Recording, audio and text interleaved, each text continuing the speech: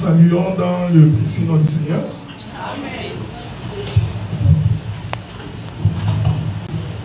Dr. Sibino Mbote na Kombo na Yesu Masia. Amen. Que Dieu vous bénisse. Zambe apambola bino. Nous croyons que ce que nous vivons, c'est grâce au Seigneur.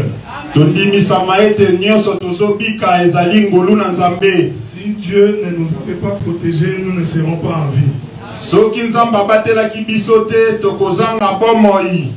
Il y a des gens qui ont désiré s'élever aujourd'hui, mais d'autres n'ont pas pu s'élever. Il y en a certains qui sont cloués sur les lits des hôpitaux, certains dans des prisons, mais Dieu nous a gardés, nous a protégés.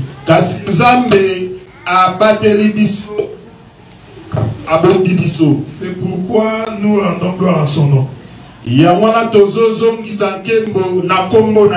Amen, amen. Que le Seigneur vous bénisse.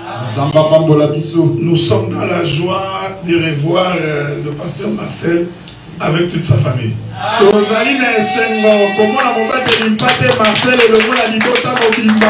Amen, amen. Nous croyons que la famille de l'apôtre aussi va arriver bientôt. Et je crois aussi que les célibataires vont se marier aussi bientôt. Amen, amen. Amen, amen. Que Dieu vous bénisse. J'ai quelques communiqués, mais je donnerai le communiqué à la fin. Terminons d'abord l'enseignement. Vous savez, nous avons l'habitude chez les saints. Si un prédicateur arrive, vous posez la question s'il va traîner longtemps parmi nous. Je demanderai à Marcel s'il va rester longtemps ou il va rentrer.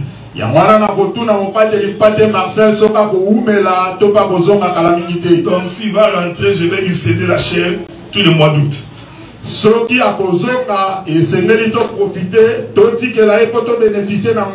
Nous ne sommes pas pressés, nous sommes chez nous. Il est possible qu'il ait un programme de rentrée d'abord au Congo pendant un temps. Si tel est le cas, nous allons céder la chair. Mais qu'il accepte seulement que je finisse le mois de juillet. Amen, amen. Que le Seigneur soit loué. Parce que nous croyons que lorsqu'un serviteur est en train de travailler, il y en a d'autres qui sont en train de ramasser. Voilà pourquoi nous avons toujours cru à la complémentarité ministérielle. Quand un prédicateur est en train de prêcher, les autres prédicateurs sont également en train d'être instruits. Donc il n'est pas dit que si un prédicateur prêche, toi tu deviens inspecteur. Non, toi aussi tu seras là pour être instruit. Aujourd'hui nous parlerons de la repentance et du pardon.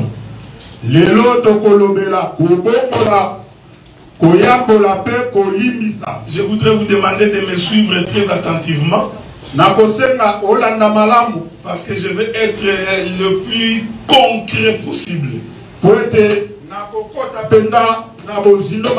Donc je ferai en sorte que même un enfant puisse me saisir.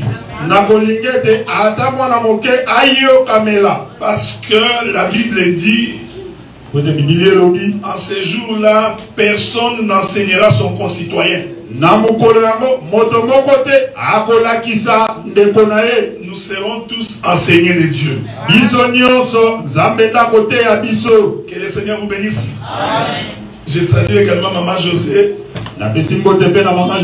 Je suis encore ravi de te revoir au milieu de nous. Prenons les Écritures. Nous allons commencer par le livre de Matthieu chapitre 18.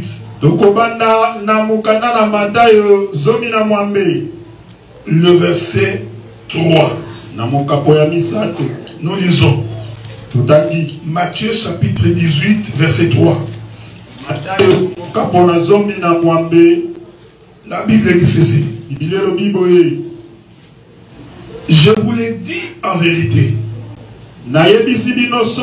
Si vous ne vous convertissez pas et vous ne devenez pas comme des petits enfants,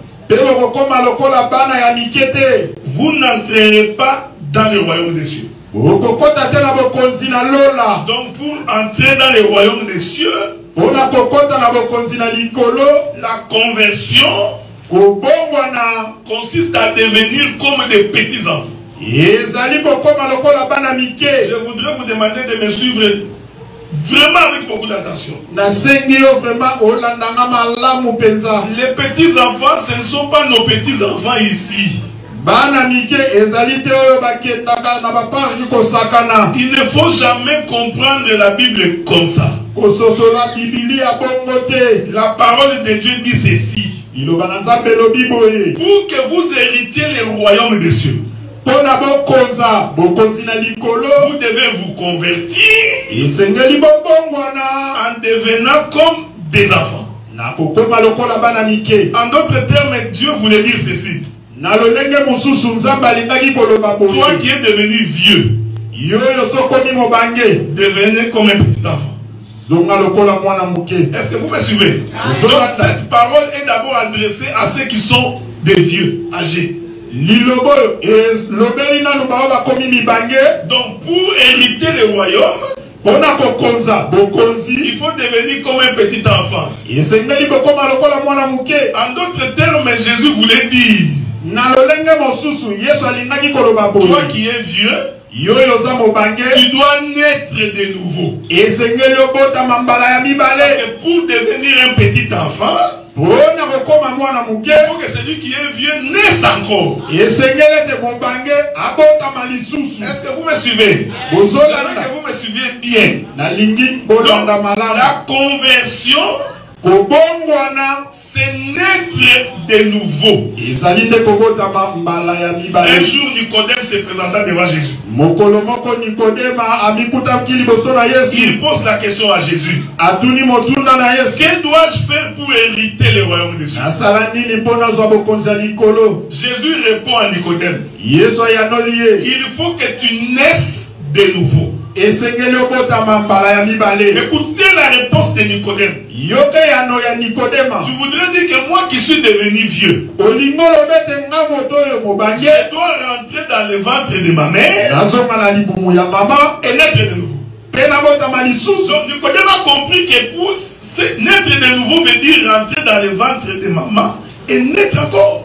Nicodème a sosoli ete pona kobota mambala ya mibale sengeli kozonga na libumu ya mama pe kobota malisusu. Donc tout homme a une première vie qu'il a menée. Motonyo sana na bomo ya yambo ya mika. Pour hériter le royaume, il doit passer par une nouvelle naissance. Maintenant nous allons expliquer quelle est cette nouvelle naissance. Le livre de Josué dit ceci. Que lorsque Israël a traversé le Jourdain, Josué a fait un autel dans le Jourdain.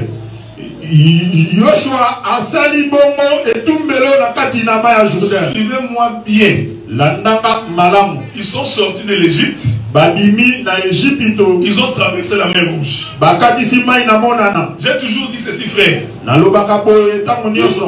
entrer dans Canaan, il faut que tu traverses des eaux. Il faut d'abord que tu traverses la mer Rouge. Et tu vas marcher dans le désert. Il faut encore que tu traverses les Jourdains pour entrer dans Canaan. Traverser la mer Rouge ne suffit pas. Donc pour entrer dans Canaan, il faut que tu traverses aussi les Jourdains. Il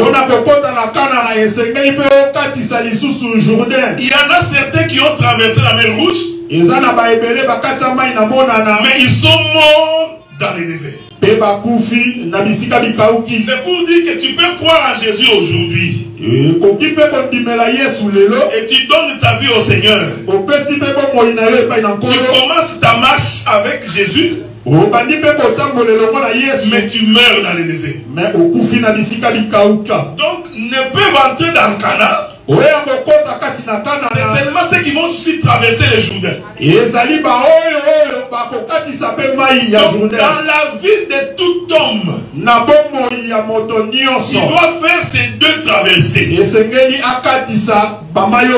Il doit d'abord sortir de l'Égypte. C'est ce que nous avions tous fait. Nous avions quitté le monde. Mais nous sommes ici en train de marcher dans le désert. Je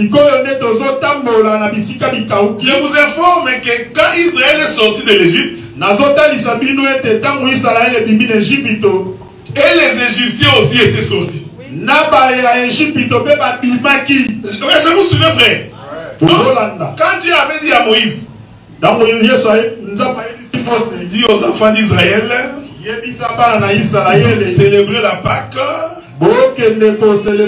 Ce soir vous allez sortir. Et la Bible dit, si l'agneau est très grand,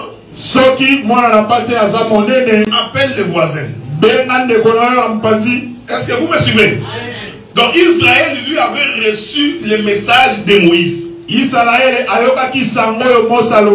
les voisins ont entendu le message par les Israélites. Il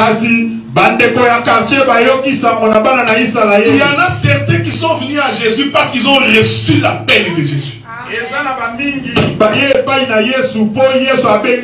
il y en a d'autres qui sont venus parce qu'il a vu son ami aussi partir à l'église. Comme mon père prie beaucoup dans ses besoins, et nous on a grandi dans ses besoins. C'est comme ça qu'il est devenu chrétien de ses besoins. Est-ce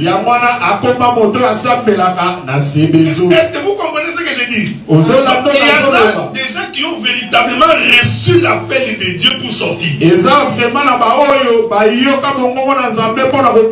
y en a d'autres qui sont sortis par le Yenge. C'est ce qui s'est passé en Égypte. Qu'est-ce qui va se passer aujourd'hui? Aujourd'hui on va sortir. C'est pourquoi vous mangez la viande, hein? Je veux aussi manger la viande avec vous. Est-ce que vous voyez, frère? J'ai dit des choses du royaume. Tu peux manger la viande avec nous, mais tu n'as pas reçu la paix. Il y a des Égyptiens qui ont mangé l'agneau avant de sortir. Quand ils sont sortis, et aussi sont sortis. Maintenant on pose la question à l'Égyptien. Tu vas où? Il dit je ne sais pas. Le voisin m'a dit que sortons, nous allons quelque part. Donc il y a la Bible appelle ces gens-là les ramassis. Ce sont les gens qui ont semé beaucoup de troubles dans la marche. Quand vous voyez dans une église des frères et des sœurs qui ne font que semer des troubles, comprenez que c'était ramassé au milieu de nous. Ce sont des gens qui n'ont pas reçu l'appel de Dieu. Il est venu parce que son mari prie aussi dans cette église. D'ailleurs, quand ils sont à la maison, ils discutent. Il dit à son mari, d'ailleurs, votre église là, je vais seulement pour y aller. Hein. Tu vois, il y a des femmes comme ça. Hein. Ou des hommes comme ça. Parce que tu me fais beaucoup de pression. Mais je ne crois pas à vos histoires. Donc c'est un ramassis qui n'a pas reçu l'appel. C'est pour dire que traverser la mer Rouge ne suffit pas pour hériter le royaume. Maintenant,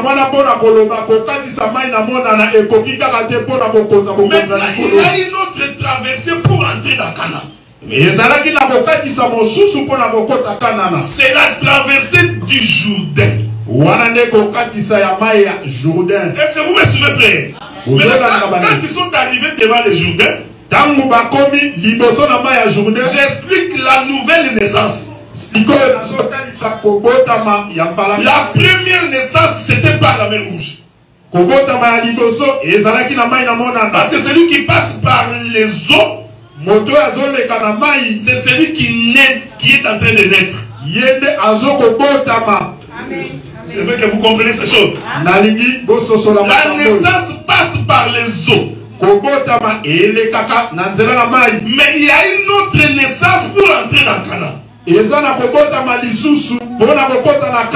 Quand ils sont arrivés devant Canaan, la Bible dit ceci. Josué va dire aux sacrificateurs de passer devant. Et puis il leur a dit de mettre les pieds dans l'eau. Est-ce que vous me suivez, frère? C'est aux sacrificateurs de mettre les pieds dans l'eau. Pour que le peuple traverse, il faut que les porteurs de l'arche passent devant. C'est pour dire qu'il faut que les prédicateurs soient un modèle pour le peuple. Il doit passer devant pour que le peuple voie les chemins. C'est pourquoi nous insistons pour dire qu'un prédicateur doit être un modèle pour le peuple. Et la Bible dit qu'il doit être un modèle en conduite et en parole.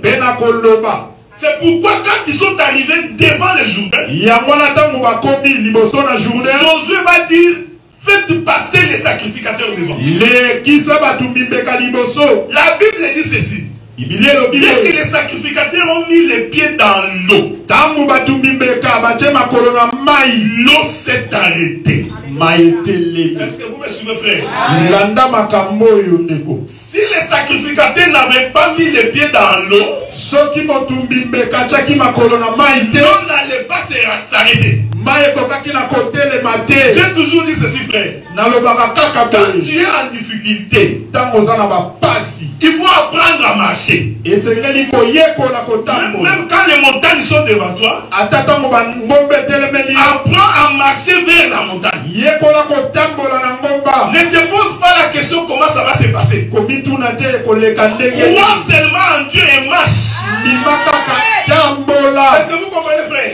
Il ne faut jamais avoir la foi du foufou. Parce qu'il y a des frères, dès qu'ils voient qu'il y a un sac de foufou à la maison, là il a la foi qu'il va manger. Parce qu'il a vu le sac de foufou. Mais il faut être du genre, tu n'as pas vu le foufou, mais tu dis que je vais manger. Est-ce que vous comprenez, frère? C'est pourquoi quand Israël est arrivé devant la mer Rouge,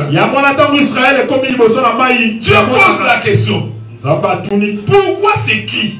Dis au peuple de marcher seulement. Celui qui a la foi, il ne fait que marcher. Je voudrais dire que même si ça ne marche pas aujourd'hui, continue à marcher, frère. Parce que nous sommes sortis de l'Égypte vers Canaan. Nous n'allons pas rentrer.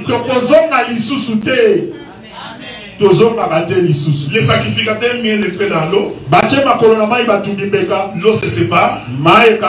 Israël traverse. Je vais encore exhorter. Tant que le peuple est traversé, les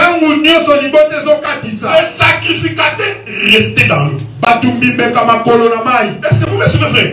Pour traverser, les sacrificateurs mettent les pieds dans l'eau. L'eau se sépare. Mais il reste là dans l'eau. Pendant que le peuple est en train de traverser. Les sacrificateurs ont attendu jusqu'à ce que les derniers aient traversé. Laissez-moi exhorter, frère. Quand on est ministre de Dieu, on passe devant pour conduire le peuple. On est aussi les derniers pour soutenir celui qui vient après. Est-ce que vous comprenez, frère? Donc pendant que nous prêchons, il y a des gens qui courent plus vite que l'antilope. Laissez-les passer. Mais il y en a aussi qui marchent comme la tortue. C'est pourquoi les sacrificateurs sont restés dans l'eau. Non, ils sont restés, ils attendaient, frère. Un prédicateur ne peut pas insulter les brebis. Non, celui-là c'est un païen. Il ne connaît pas Dieu. Il va aller en enfer. Nous comprenons que tu n'as pas reçu le mandat de Dieu. La Bible dit que même quand une personne s'est convertie au Seigneur, le ciel est dans la joie. Alors comment un ministre de Dieu, quand il voit son frère se perdre, il dit qu'il aille au diable, on s'en fout. Comprenez qu'il n'a pas porté l'âge. Donc le sacrificateur, il était l'alpha, il était aussi Oméga. Est-ce que vous comprenez ça, frère? Donc c'est sacrificateur qui a mis les pieds dans l'eau. Il était à la fois alpha. Parce qu'il est le commencement qui a ouvert le chemin. Il est aussi oméga. Parce que c'est le dernier qui a quitté les autres. J'aime ces choses, frère. C'est pourquoi quand Israël s'est déplacé, la Bible dit ceci. La colonne passait devant. Et il passait derrière.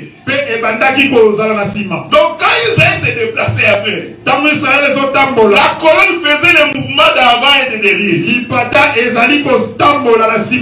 En réalité, c'était le pied des sacrificateurs dans l'eau. Il passe devant, il passe derrière.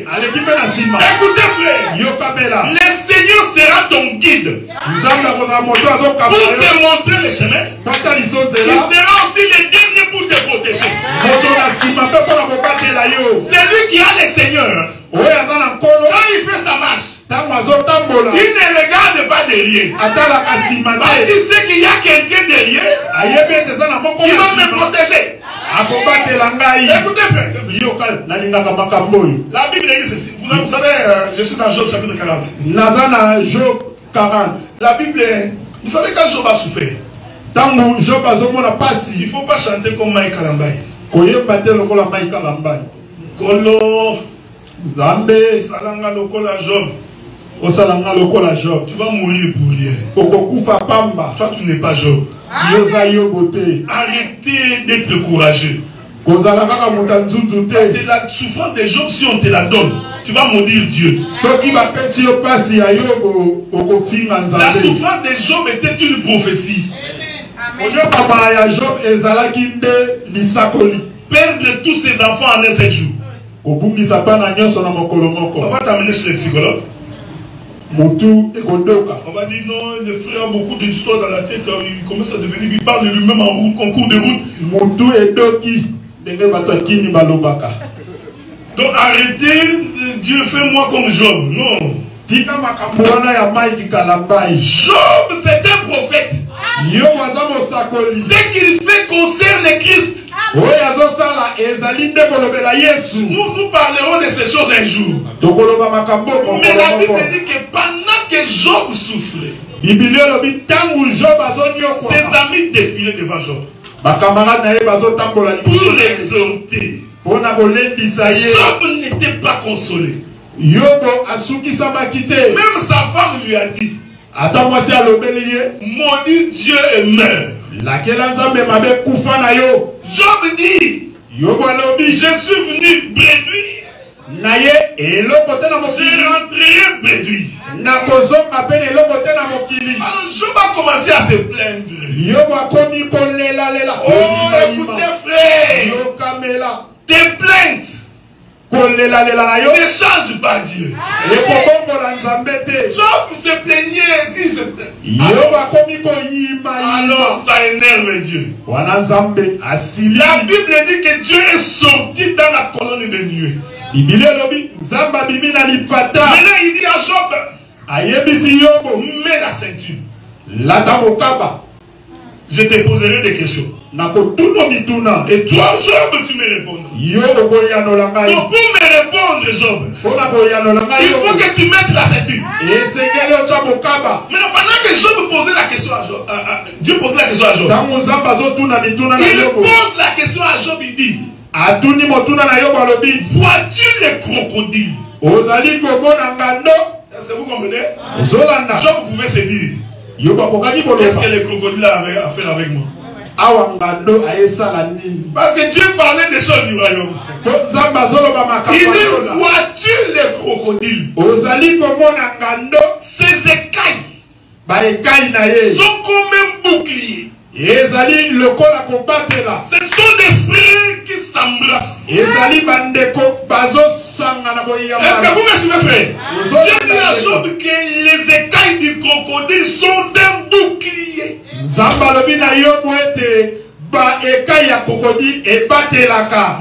quand le crocodile est dans l'eau, son ventre regarde l'eau. Il a le contrôle de ce qui est devant lui. Mais derrière le crocodile, ces écailles sont un bouclier. C'est-à-dire que même si tu l'attaques par derrière, tu trouveras un bouclier qui fait en sorte que tu ne sois pas atteint. Dieu voulait dire à Job, personne ne t'atteindra. Parce qu'il avait déjà dit amen, mon frère. Alléluia. Il avait déjà dit au diable, tu ne toucheras pas à son âme. Est-ce que vous suivez, frère? Donc par derrière, c'est l'Éternel qui te protège. Et par devant, il te conduit. Je suis en train d'expliquer la nouvelle naissance.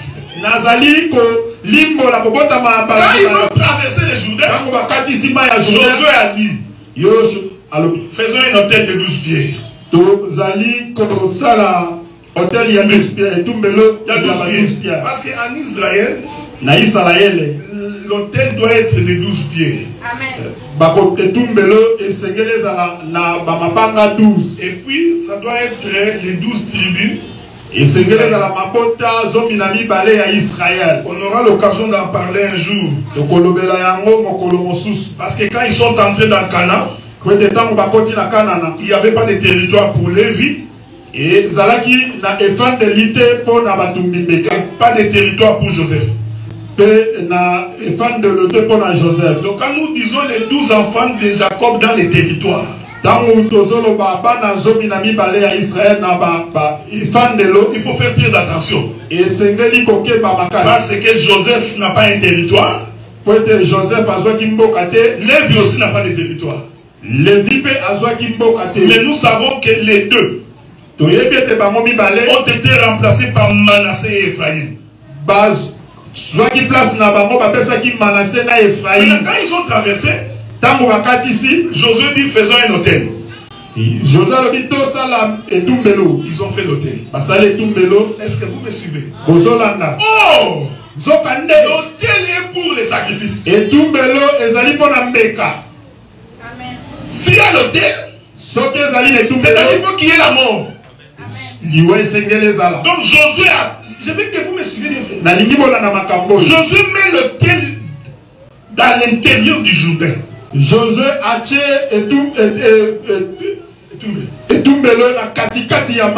ensuite l'eau coule. Donc pendant que le Jourdain coulait, en réalité dans le Jourdain il y avait un hôtel. Solo solo et tout melo dans la kati na mai. Est-ce que vous me suivez, frère? Maintenant un jour, Naaman avait la lèpre. Lamana azalaki na maladie ya mbala. Il va voir le prophète Akei kokutana na mosakoli. pour être guéri de sa lèpre. Pona kobika na maladie ya mbala. J'explique la nouvelle naissance. Nazali ko limbo la kobota mayamba. Naaman était lépreux. Laman azalaki na maladie ya mbala. Or la Bible dit quiconque porte la lèpre est impur.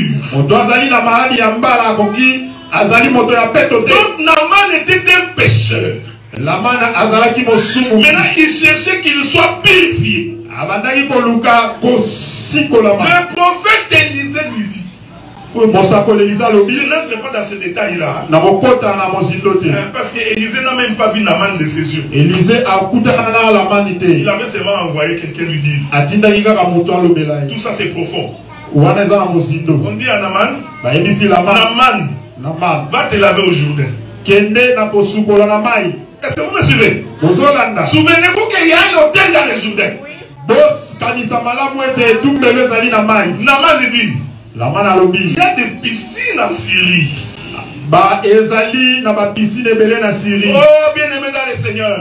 Il y a des églises qui ont des piscines. Ezali na ba église ya na ba piscine. Oui oui, l'eau est très claire. Mai ezomona na malamu. C'est beau à voir. Ezali kitoko na misu. Mais tant qu'il n'y a pas l'hôtel, il n'y a pas de purification. Naaman a dit, dans mon pays il y a des piscines. C'est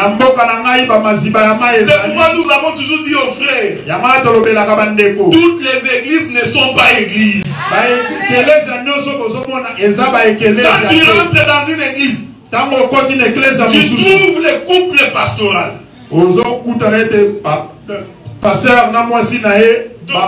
Voilà. Donc, ils ont pris le moboutisme. Ils ont amené dans les choses de Dieu. Donc, l'homme est pasteur. Sa femme est pasteuse. Nous disons que ces choses n'ont pas les fondements dans la Bible. Est-ce que vous comprenez ce que nous disons, frère? Donc tu rentres dans une église, tu trouves, nous avions créé l'école des dimanches. Maintenant nous prenons les enfants avec des livres. Oh David, il était mignon. Il s'est promené avec les chèvres. Allez là-bas, Jésus aimait les petits enfants. Ces choses n'ont pas de fondement dans la Bible. La Bible dit que quand Israël s'est marché dans les déserts, Israël marchait et les hommes, et les femmes, et les enfants. Même quand la manne tombait, on mangeait et les hommes. Frère, il n'y avait pas de manne pour les vieux et de manne pour les enfants. C'est pourquoi le jour où Jésus a multiplié le pain, la Bible dit qu'il y avait 600 000 hommes, sans compter les femmes et les enfants. Donc, quand Jésus prêchait et les femmes et les enfants, tout le monde était là. Est-ce que vous me suivez, frère? Donc, l'église des saints. Nous n'avons pas des enseignements propres aux enfants. C'est le professeur de l'école de dimanche. Donc si on décide de prier mardi, on enlève dimanche. Vous allez créer l'école de mardi. Donc vous prenez la sœur Nadine. Pendant que nous prêchons ici, Nadine aussi a besoin d'écouter pour être sauvé. Vous l'envoyez pour aller enseigner les enfants, bébé.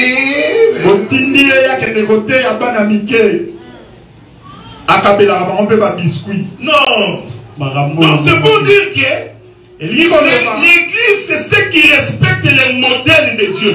Église ezali bato bazali kolanda ndenge Biblia C'est ezoloba. pourquoi Naman avait dit, Ya mwana Naman il y a des eaux en Syrie. ezali na bamai ebele na Mais Syrie. pourquoi le prophète ne m'a pas envoyé là-bas? Bona nini molakisa tindinga kuna te. Il dit à sa servante, rentrons. Ayebisi mosali na ya mwasi tozonga. Pendant qu'ils étaient en train de rentrer, Tango bazozonga on lui dit, bayebisi ye maître, mokonzi. qu'est-ce qui est plus difficile que de te jeter dans les choses? Eloko nini eleki pasi kaka po mikwaka na yo na limaji. Vous savez, il y a des gens pour respecter la parole, il a des théories.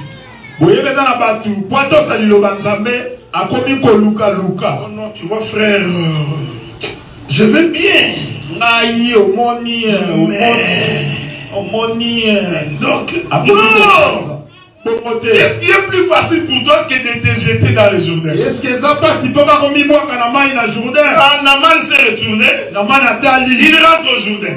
azongi mutu. Parce que Élisée savait qu'il y a un autel qui purifie, qui est dans le Jourdain. Kote Élisée ayebi ete ezali netumbelo oyo ezali kosokola. Naman entre dans l'eau.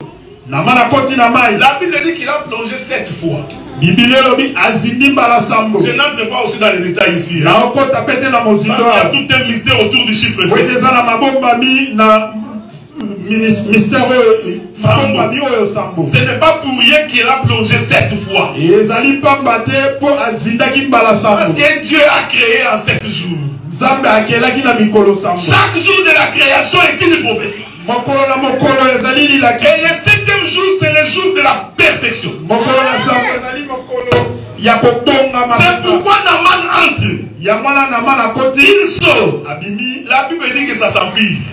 Ekomi lisusu maladi makasi. J'ai toujours dit au bien-aimé que quand tu vois la situation devient de plus en plus difficile, hein, nayebisaka bandeko ntango ozomona makambo ezokoma pasi lisusu. sache que la délivrance est proche. yeba ete kosikola malayo ekomi pembeni. Le diable fait ça pour te décourager. Satana alingi nde Est-ce que vous adécouragé. me suivez, frère? Quand tu as l'impression que ça ne marche pas, ntango ozomona makambo ekomosimba lisusu. mon avocat me demande de remettre ces papiers. Amène encore ces papiers. Amène encore ces papiers. avoka asenga oyo mabe asenga oyo À un moment mabe. donné, tu te dis, mais je suis découragé. olobi ekomi nini yango. C'est la ruse du diable. wana nde La satana. Bible dit que c'est lui qui persévérera. mbili elobi moto ya kokoma C'est kola. celui-là qui sera couronné. ye nde akolatisa moto oyo. La main entre, il sort, il entre, il sort. Naman akoti abimi akoti Rien ne abimi. change.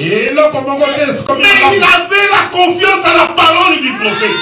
azalaki kotia elikya na maloba ya Est-ce que mosakoli. vous me suivez, frère? La La Bible dit que quand Naman plongea la 7e, bibili oyo bitongo akoti mbala ya sambo. quand il sort, yango abimi. j'aime la précision des Écritures. nalingaka vraiment makambo La Bible dit que sa peau bibili oyo lobi poso na est ye devenue comme la peau d'un enfant. ekomi lokola poso ya mwana moke. Est-ce que vous me suivez? ozolanda Pour hériter le royaume, mpona mokonza mokoli. il faut naître de nouveau. botama mbala ya Donc mibale. Naman venait de naître.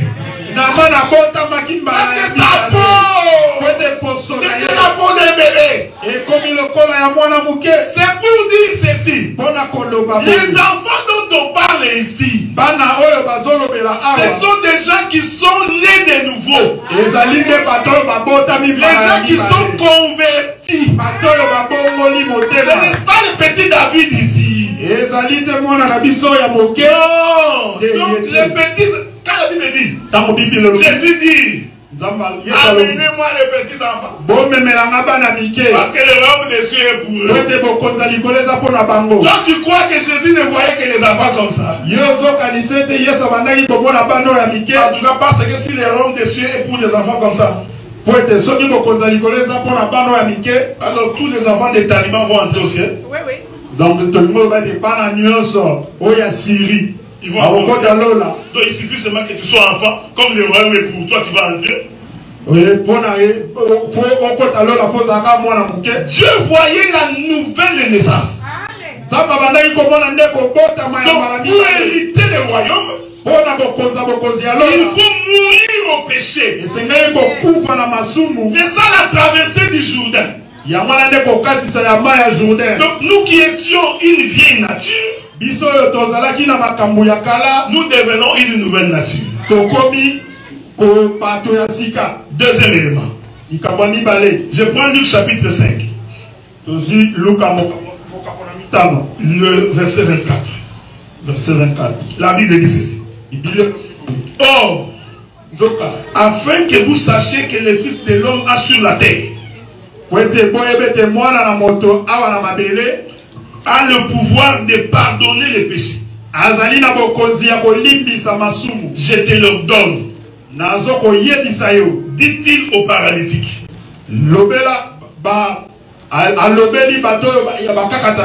Lève-toi, prends ton lit et va dans ta maison. J'explique le pardon maintenant.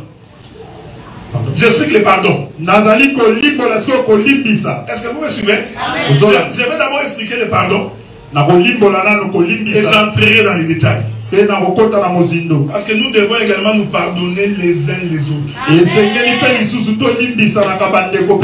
Même si quelqu'un a pris ta femme, il faut le pardonner. Je sais que c'est difficile, mais c'est ça l'évangile. Donc nous prêchons d'abord dans la perfection. Mais si on prend ta femme, viens d'abord nous voir, on va traiter les dossiers. Je vais finir par là. Par le pardon. Entre nous. Est-ce que vous me suivez? Je vous informe que le docteur Jean-Michel sera ici le dimanche prochain. Et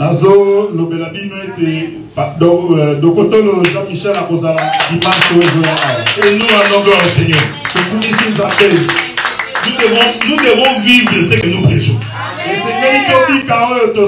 Regardez maintenant, frère. La Bible dit ceci.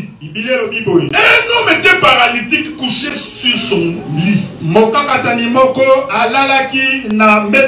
Jésus vient. Il voit la personne. Et il pose, qu'est-ce que tu veux que je fasse pour toi? L'homme dit, je voudrais marcher. Est-ce que vous me suivez, frère? Jésus, au lieu de lever la personne, il commence par lui dire, tes péchés te sont pardonnés. Est-ce que vous me suivez, frère? Donc, avant que tu ne marches, il faut d'abord que tes péchés te soient pardonnés. Et une fois que le péché a été pardonné, maintenant il dit à la personne, prends ton lit.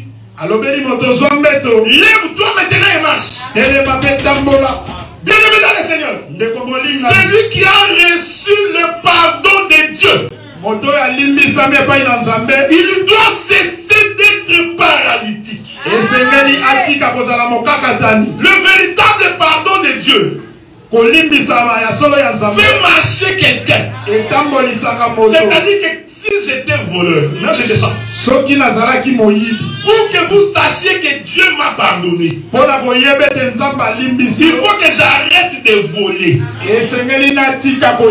Si dans ma bouche j'ai dit, Dieu m'a pardonné, et que demain je vole encore, c'est que Dieu ne m'a pas pardonné. Le Dieu que nous servons, quand il te pardonne du péché, il te donne aussi la capacité de sortir.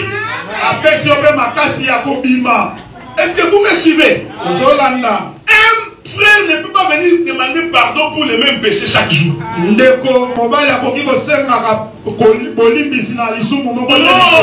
Non, cela veut dire que tu es possédé. Parce que si Dieu pardonne quelqu'un, il lui donne également la capacité de s'en sortir de la situation. La Bible dit qu'aucune tentation n'est au-dessus de vos forces. Parce que Dieu te donne la capacité de t'en sortir. Le livre des Proverbes dit ceci. Proverbes chapitre 28. Proverbe 28. Verset 13.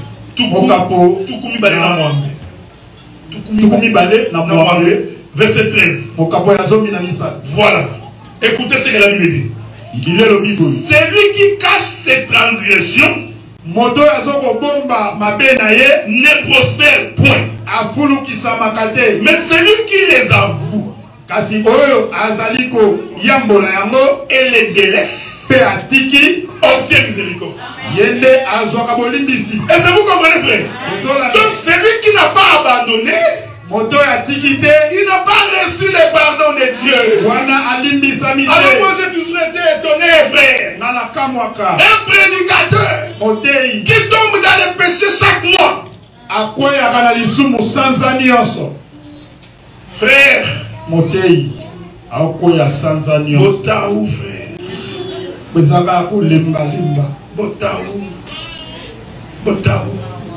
Oh frère, je ne sais pas qu'est-ce qui m'a pris. Pardonnez-moi. Dis que Dieu me pardonne aussi. Dieu, mon frère, tu es pardonné. Assemblée, c'est vous pardonner les frères. Nous les pardonnons.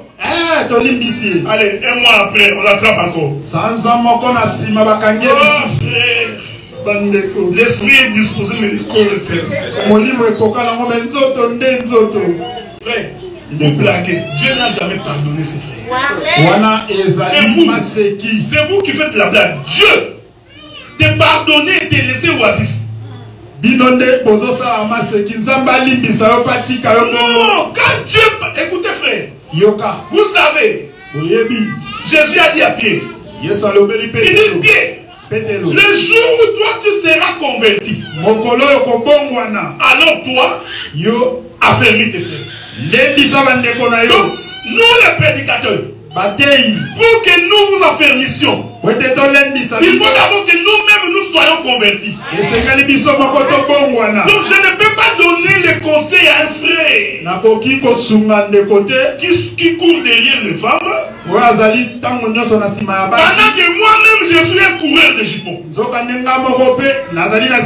C'est pourquoi Dieu fait en sorte que les serviteurs soient d'abord formés.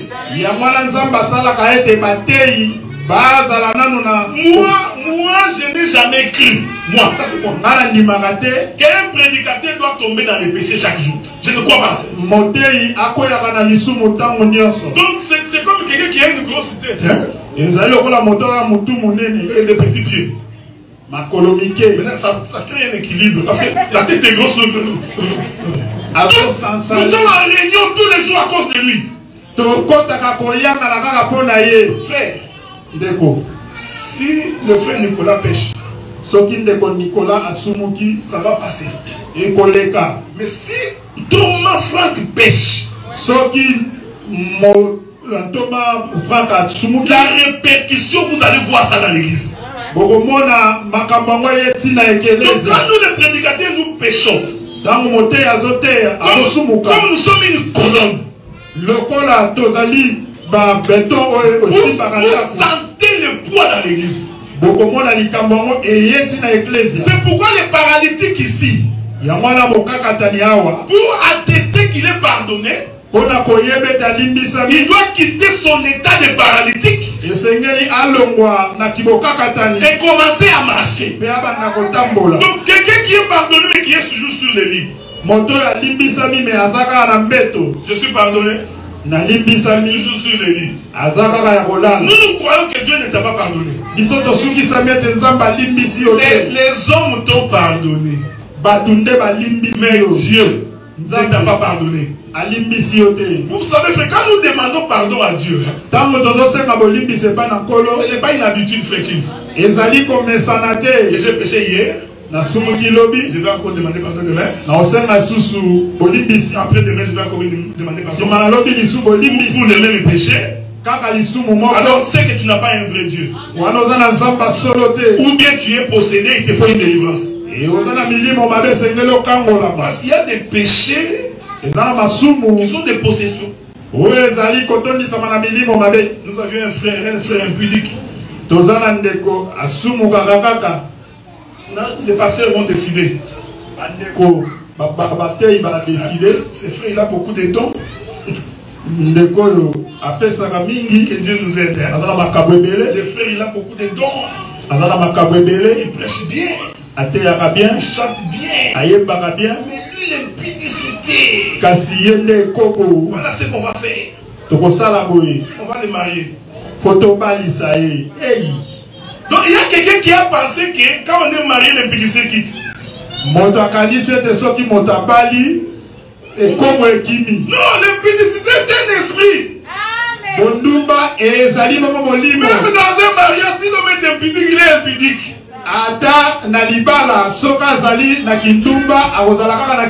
Donc quand Dieu pardonne, c'est pourquoi dans ta prière, quand tu es attaché à une faiblesse, il faut demander Dieu de t'aider. Donc ne prie pas le pardon de l'éternel Dieu, pardonne-moi. Non! Il faut supplier l'éternel qui t'en délivre. Aujourd'hui, les gens commencent à confesser les péchés comme des aventures.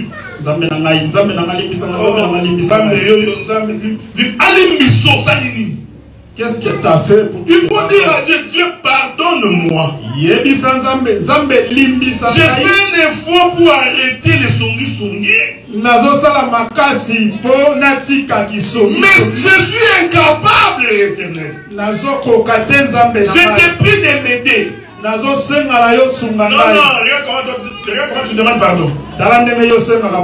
Dieu pardonne-moi.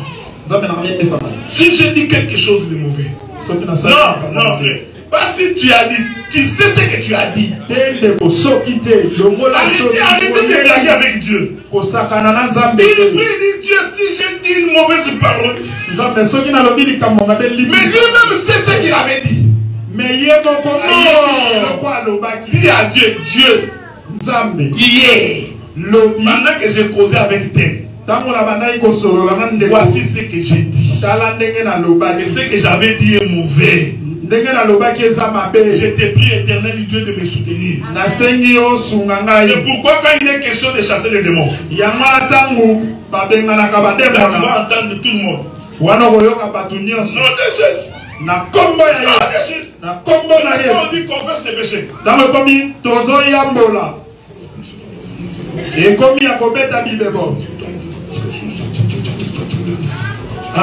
Mais au contraire, la confession des péchés, c'est ta vie. C'est la chose la plus importante, frère. Est-ce que vous comprenez, frère? Je vais dire une chose, je finis dans 5 minutes. La marche des chrétiens est un processus. C'est-à-dire que vous avez quitté l'Égypte. Vous allez vers Canaan. Mais vous passez étape, étape, jusqu'à ce que tu rentres dans Canaan. Cela veut dire quoi, frère? Quand j'ai quitté l'Égypte, j'avais 120 péchés. Maintenant, quand je marche avec le Seigneur, étape par étape, Dieu est en train de me délivrer de ses péchés. C'est ça la marche d'un enfant de Dieu, frère. Je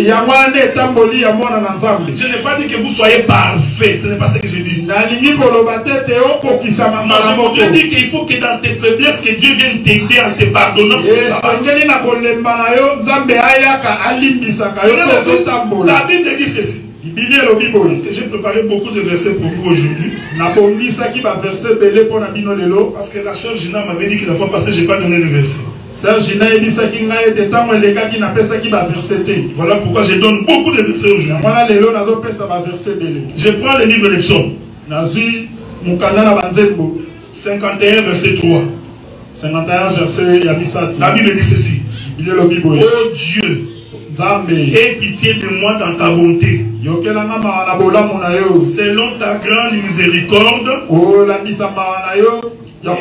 efface mes transgressions. Je vais ajouter Jérémie chapitre 3 verset 13. La Bible dit ceci. Reconnaissez seulement ton iniquité Reconnais que tu as été infidèle à l'Éternel ton Dieu. Que tu as dirigé tes pas vers les dieux étrangers. Pour obtenir le pardon, il faut reconnaître son péché. Il y a des gens qui ne reconnaissent jamais quand ils ont péché. Il est rempli de l'esprit de justification.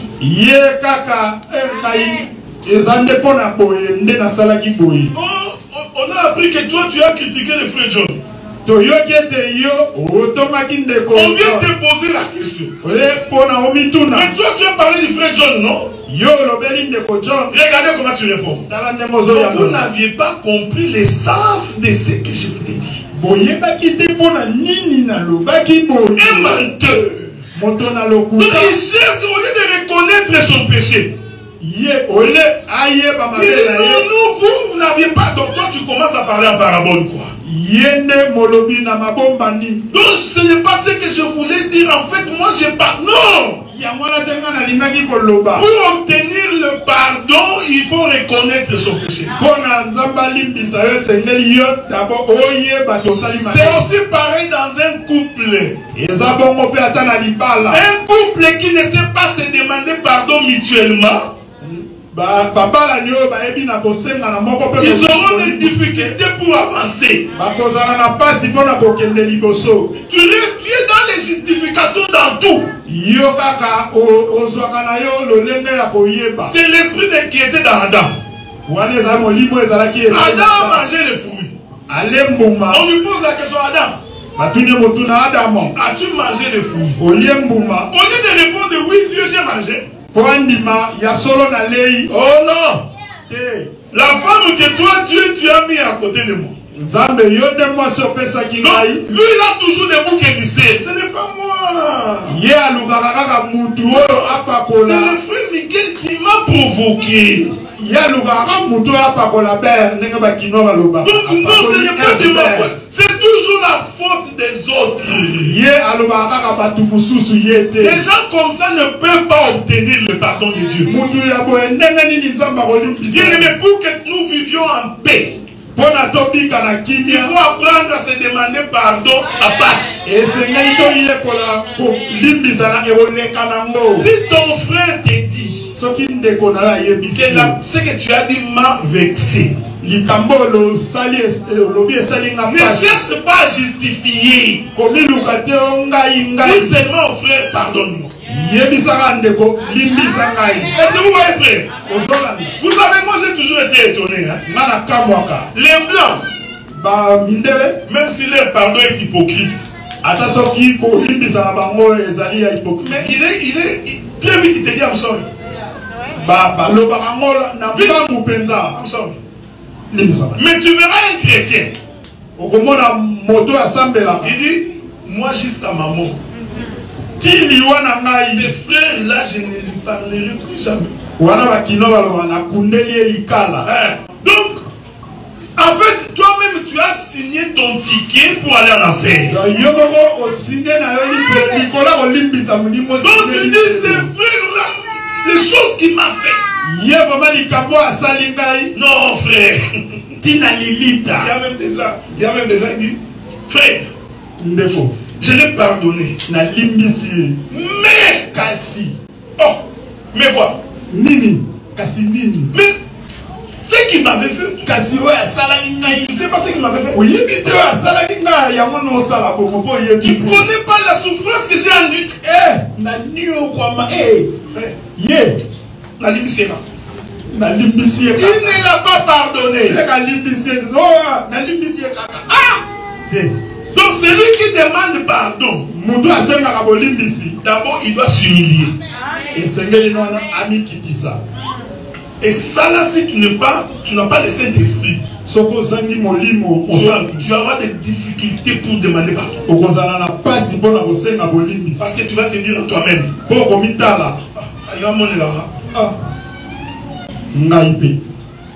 il y a des femmes comme ça. Il y a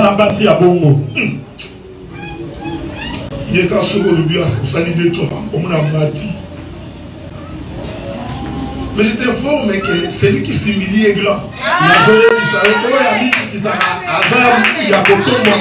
Frère, je t'informe que celui qui s'humilie est grand.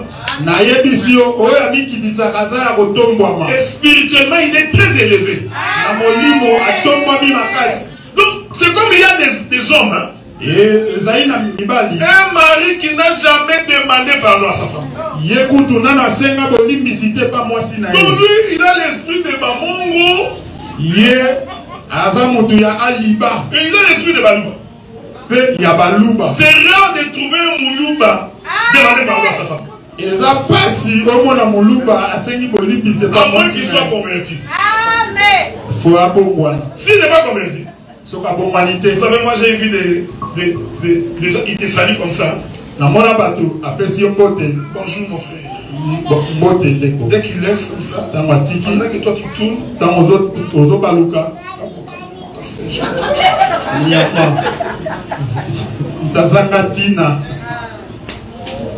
un homme comme ça va demander pardon. Que tu sois mari, tu dois apprendre à demander pardon.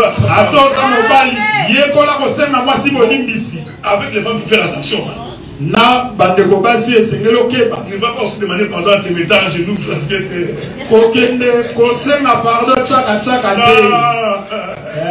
ma soeur, je sais que j'ai mal fait. Avec autorité toujours, hein? C'est j'ai mal fait. Qui m'ont pas laissé à la caca, je vais me pardonner. Parce que si tu te mets à genoux tous les jours, tu ne connais pas l'esprit qu'il y a dans la femme. La femme cherche une petite fenêtre pour devenir autorité. Donc il faut savoir gérer tout ça là.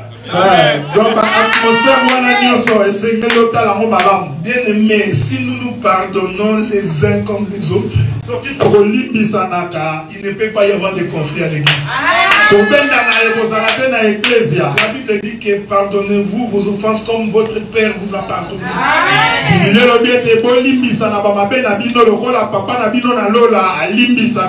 Quand on pardonne, on oublie les passés.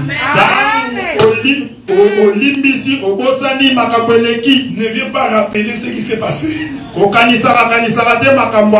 Ah, ces frères-là, c'est qu'ils l'avaient dit.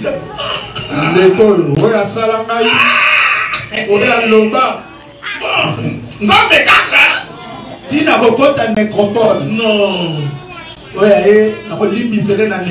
La Bible dit ceci, frère. Ils vous feront la guerre. Mais ils ne vous verront pas. C'est quand tu vis la vie de Dieu dans la sincérité, dans l'honnêteté. Même si quelqu'un te combat, je t'informe que Dieu le mettra dans la confusion. Tu n'as pas perdu. Tu as l'impression que non, j'ai perdu. Non. Puisque tu es sincère dans tes voix, tu n'as pas de calcul derrière la tête. Dieu te justifiera toujours. La Bible dit ceci. Quand Dieu agrée la voix d'un homme, il dispose même ses ennemis en sa faveur. Non, il ne faut pas dire, ah frère, si je me remets avec ces frères-là, comme on dit au Congo, hein?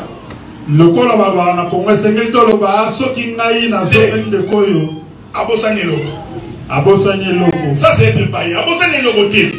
Il n'a rien oublié. Il a demandé pardon.